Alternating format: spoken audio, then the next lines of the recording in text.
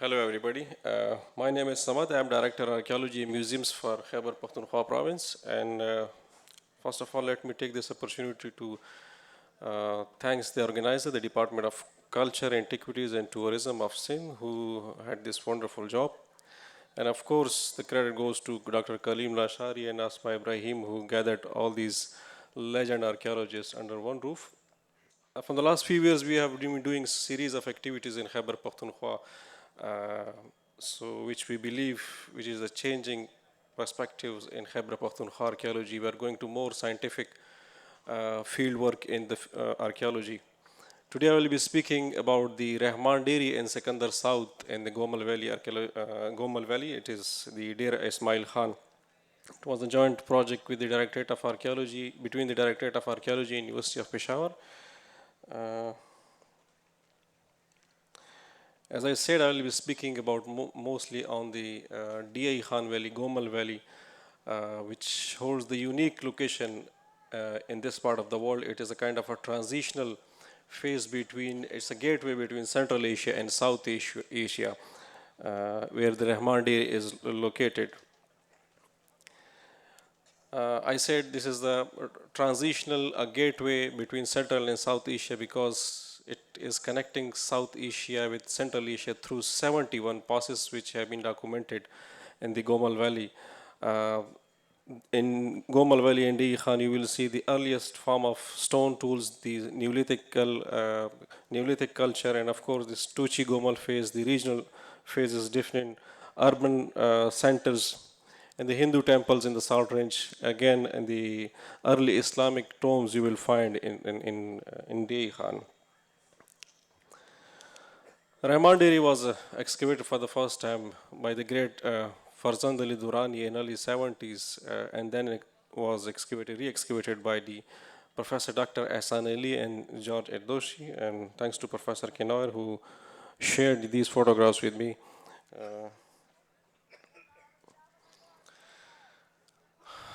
This is the aerial shot of the Rahmandiri archaeological site, which is the first ever urbanized center of this part of the world. The main purpose of this excavation was to know to document the uh, remaining wall structures. As you can see, these 18.9 hectares area, the total site was. It was a mud brick buildings oriented north and south. So we have documented the contour plans of the whole site and documented the old excavated work that has been done by the Durrani and Professor Ahsan Ali. The main purpose was to document the site, to explore the site scientifically by doing the GPR survey, this ground penetrating radar, to know the, prior to excavation, to know the existence of the wall structure, and of course to prepare a complete contour and topographic plan through total stations. So we have implemented that on the field work, and results were very much interesting. You can see this, the wall structure, and through this GPR system. And that was, for us, it was very easy to start excavation to find the boundary of the wall, the resistivity system. You can see the different wall structures here. Through GPR profile, almost 3.3 millimeter wall was identified in two different parallel mud wall bricks, almost 4 meter thick wall. These were documented during the process. Most of you knowing the chronology of Rahmandiri, which is the starting from 3300 to 1900 BC, and having three main phases like Tochi Gomal phase and Cordesian and late Cordesian phases. And Sikandar South is another site, a freshly excavated site, which is the one period site, a mature Harappan single period sites dated to 2600 BC to 1900 BC.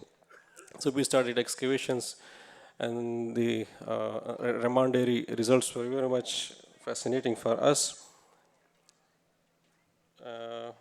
Small trench. Through the excavation floor levels, these beaten or the typical mud brick walls were identified, and storage jar fixed into mud platforms. Again, mud platform with the hearth. Some more. This was a section drawing of the Rahmandiri archaeological site. Means again Rahmandiri mud brick structure. These were drawings, so it was a very small scale area. We have been doing this. The most important aspect of this excavation was to recover, to excavate this silo, a small silo, from where we found some remains of charred grains from exactly from this silo. And another aspect was to have three different workshops of kilns belonging to each different period, like different phases, like phase one, phase two, phase three, all together. We find in one road three different huts. Antiquities recovered were from typical polychrome pottery with leaf designs, and again typical Codigian jars with double-headed. Some restoration work was also done.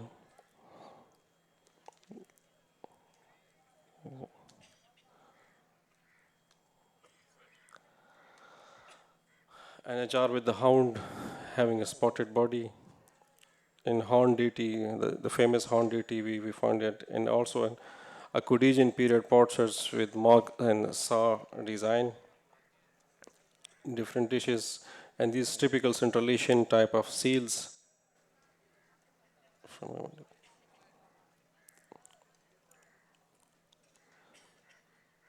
and terracotta figurines, different terracotta figurines, stone tools, some animal bones.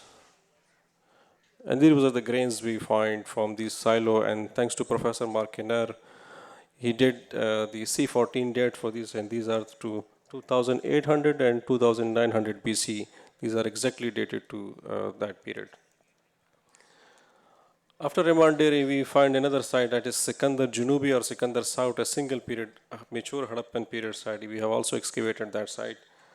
It was unfortunately a very disturbed site, but we were lucky to find an intact part of intact area. It was a surface collection, and a trench was with the exposed platform and walls. Interesting feature of this site was we find the mud brick walls and also a mud brick floor in this valley, in this part. The mud brick floor was found at that time. These are some of the drawings, reconstructed drawings. You can see these are the mud brick floor, typical Harappan period mud brick floor.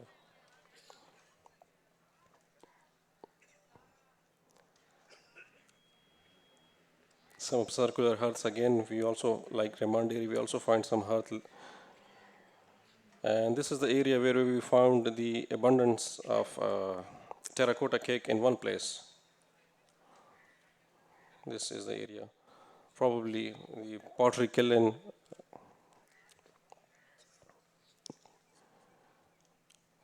These are the different objects which were recovered.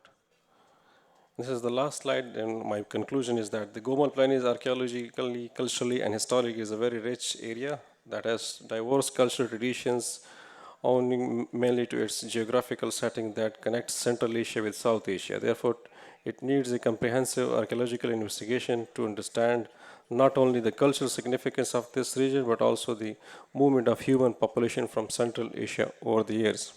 Thank you very much.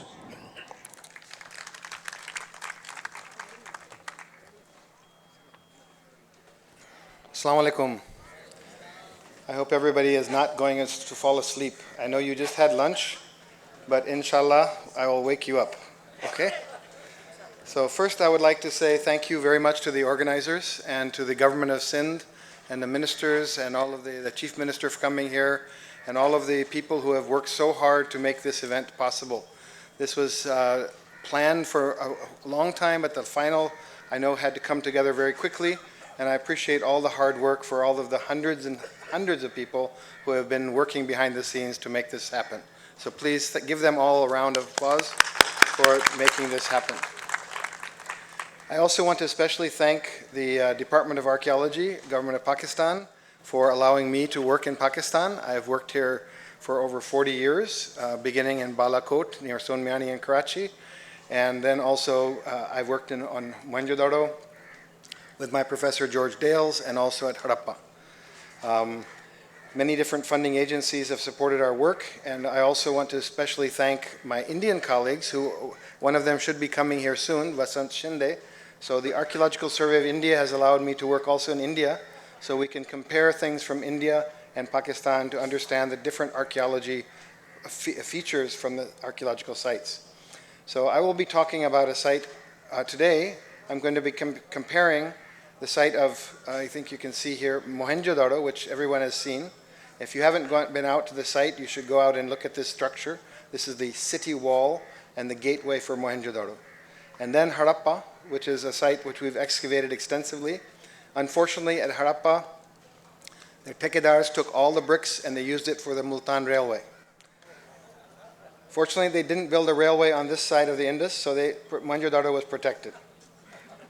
So between Harappa and Mohenjo-Daro, we can get a better understanding of the development of urban centers. And then we have a site called Dholavira. It's in Kutch. And Dholavira is just on the other side of Ran Kutch. And on this side, there should be many Harappan sites. And we are hopefully that Dr. Qasid Malla and some of his team from Shah Abdul Latif University are doing surveys there. And inshallah, they will find another Dholavira in the area of Thar. So just on this side. But we will compare Dholavira, Harappa, and Mohenjo-Daro in today's talk. And before beginning, I just want to thank Dr. Dales and his wife, Barbara Dales, for their work here. Dr. Dales was the last person to excavate here in 1964. And his work set the foundation for a whole generation of scholars. So today we're going to be talking about the Indus Civilization, and we had two previous talks, one talking about the Neolithic, the foundation of the Indus, then talking about Rahmandiri, which is the initial phase of urbanism, and now we're talking about the big cities. So Mohenjo-Daro did not happen all of a sudden. It happened for thousands of years of development. It happened from 7,000 BC or more, people living in this area and moving across the plain. And what we see happening in Mohenjo-Daro is the result of a long process of development. And we want to be able to understand that process, how it happened. Indus civilization is the largest of the ancient civilizations, bigger than Mesopotamia, bigger than Egypt. And the way it was organized was very different. It's organized in a way that was much different than what we see in the West Asia. And we need to try to understand that through excavation at this site.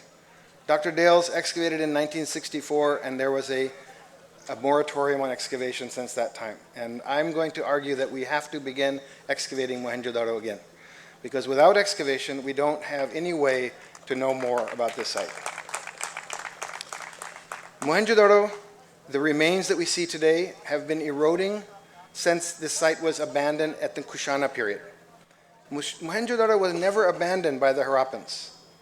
The late Harappans lived here. The people from the same culture that lived also in Chanhuja-Daro, they lived here. And then subsequent populations lived here. The Kushanas built a stupa here. This was a thriving city until the 5th century AD at least. And then people moved slowly. Eventually Larkana became the big city. So this site was never abandoned by the Harappans. People lived here in the Harappan period and late Harappan period. And we can see that sites such as Rakhigarhi, Dr. Shinde will be talking about this, is in Haryana. This is a Harappan site that has 2 villages on top of it still today. So people never abandoned Rakhigarhi. They continued to live there. They're still living there. And Lakhanjo-Daro, which Dr. Qasid Malla and his team from Shah Abdul Latif University have surveyed, has never been abandoned. Modern Sakkar is on top of Lakhanjo-Daro. This demonstrates that Harappans have been living there. Their subsequent generations have been living there. Even today, there's a city on top of the ancient site of Lakhanjo-Daro. If you dig beneath Multan, you will find Harappan site. If you dig beneath Shewan Sharif, you'll find Harappan site. So Harappans never left this area. And we need to understand that history and understand the continuities. We're going to hopefully try to excavate in Sakkar, but you know the problems with modern city land. It's very expensive. So how do you keep the factories from being built? How do you keep the people from destroying the site? And we need to have the politicians to help us, because they're the ones who give the land away to everybody. And we need to tell them, do not give the land away. Isko sambhalna chahiye aur iski hifazat karna hai. So Harappa is also a city that was lived on until today. We have 1/3 of the site still has a city, modern Harappa town. But in 1922, the British government purchased part of the land and took away some of the people and said, go and live in your part, and this is protected. So if it hadn't been for the British government protecting Harappa, and then recently the Punjab government for acquiring the land, the department protected the land, and now finally after 70 years, they purchased the land, and now the whole site is surrounded by a wall, but the city is still there. So Harappa was also never abandoned. It continued to be occupied till today. And we have sites such as Dholavira. Dholavira was also occupied in the Harappan period, late Harappan period, and all the way into the Kushana period and Maitraka period. So we have occupation in Dholavira even up until much later times. This site was excavated by the Archaeological Survey of India, and about 10 years of excavation. It represents a huge city organized very differently, and it's similar to a site system that we see in Gujarat. So Harappan cities were organized in one way in the Indus Valley and slightly different manner in Gujarat. And Dr. Brad Chase will be talking a bit later about some of the animal husbandry from this area to help us understand the Gujarat communities how they were living in this region. So how do you build a city? You have to have bricks. And the Harappans used bricks. They were the first people to develop standardized brick sizes for building architecture. And this begins in the Kotdiji phase and becomes solidified during the Harappa phase. The first pakki eent, the first fired bricks, were developed during the final phase of the Kotdijian and the beginning of the Harappan period, around 2600 BC. And different sizes of bricks were built. In my own research or work at Harappa, we can see that they changed a little bit over time. The earlier ones were bigger, the later ones were smaller. And Dr. Dale's, in his work here in Mohenjo-Daro, also argued that the early bricks were somewhat bigger and the later bricks were a bit smaller. And we need to study this more to see if this can be confirmed. And many people tried to understand, how did they build standardized bricks? Was there a sardar that said every brick should be this size? And they tried to find rulers. So they found one ruler in Mohenjo-Daro, and they called this a ruler of Mohenjo-Daro. One piece of ivory with some markings. They found a small piece from Harappa. They found one small piece from Lothal. I don't agree that these are rulers. I think these are nothing except some small diagram on some materials. Harappans use their hands as rulers. They use the angula. One thickness of the finger and 4 thicknesses of the finger makes the width of a brick. 8 fingers is the width of a brick. 16 fingers is the length. 1 to 2 to 4. This becomes a ritual formula